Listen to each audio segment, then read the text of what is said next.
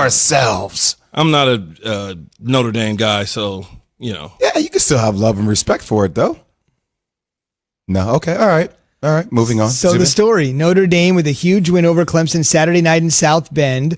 DJ Uiagalelei, 29 for 44. At least you got it right. So 439 yards. The reason I'm going to tell you this is the way this guy's playing, even in a loss. You're going to have to eventually learn how to say this. And I was watching the Fox pregame show. I was watching our pregame show, but I was watching the Fox pregame show Saturday. Cheating Terry Bradshaw, Howie Long, they were in for the fellas. And they also had your proficiency in pronouncing Uiagalelei. So you are in elite company. Yes, I was just telling Y'all Jay, better learn how to say it, though. Come on now. I was telling Jay in the middle of the break, I was like, you know how many announcers on television and radio and just in general botched his name this weekend? Yes. I mean, that's just part of it. I mean,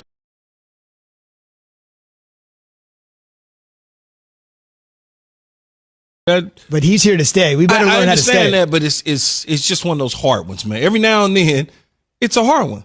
It is. Let me ask you The Greek Freak is a hard one, too. That's why you go Greek Freak. That's why you say Greek Freak. I told you, or DJU. Or just Giannis. Just keep it simple. I don't need to try to prove that I'm smart. I'll tell you whose name. Tell you whose name you can say. Ian Book. Yeah, I mean, his numbers they don't jump off the page, but the plays he was able to keep alive, utilizing his feet.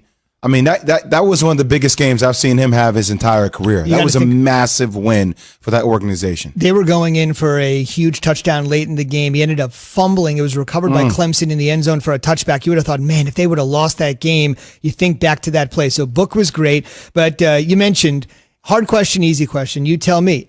They could obviously play again December 19th in the ACC championship game. It certainly looks like that could be the collision course. Now the possibility exists that if Clemson wins that game, could both of them somehow sneak into the college football playoff if the game is close. Let's not put the cart before the horse. If Trevor Lawrence played in that game, realizing that Travis Etienne, Clemson's lead running back, the leading rusher in the history of the ACC, had a touchdown, but a really quiet game.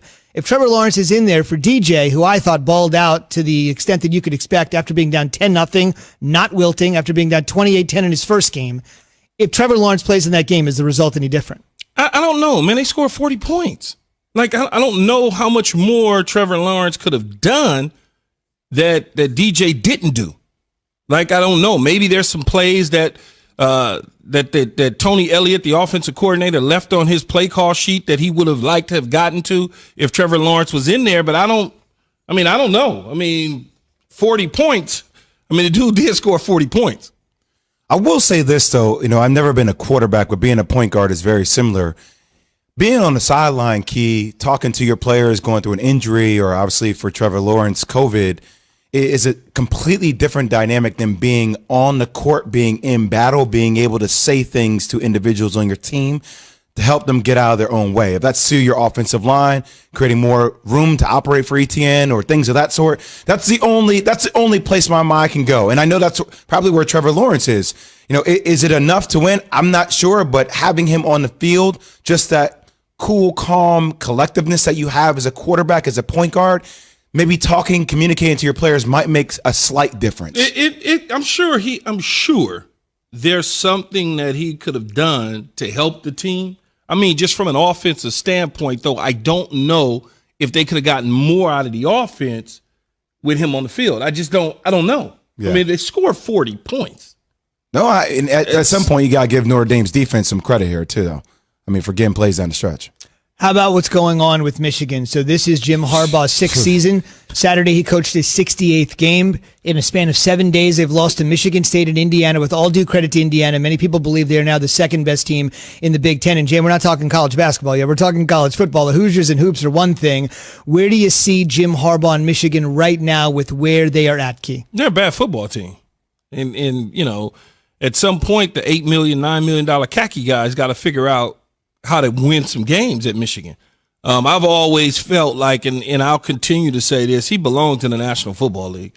He's an NFL football coach. Even though he'll wear you out after 4 years of coaching, with his personality, if I'm an owner, I'm willing to take that risk because I think he's a good football coach made for the pros. Some people are made for college, like Nick Saban. Nick Saban's a hell of a football coach, but his patience for the pro game isn't there. Miami. It's just it's not there. You can't talk to professional athletes the way Nick Saban talks to college guys. And we saw that in Miami. So when Alabama came a calling, he came a running. If Pete Carroll is a pro football coach, even though he won at USC, he was always a pro coach because he had some mild success with the Jets, mild success with following Bill Parcells in New England. Then he goes to college, gets a rebirth, goes back to Seattle. Now he has another extension till he's 74 years old because he's a hell of a football coach. And I think Jim Harbaugh is that. I think he's a hell of a football coach that needs to be in the pros and stop messing around in college football because you're not getting it right. And you're never going to beat Ohio State. So, I just want everybody at home to think about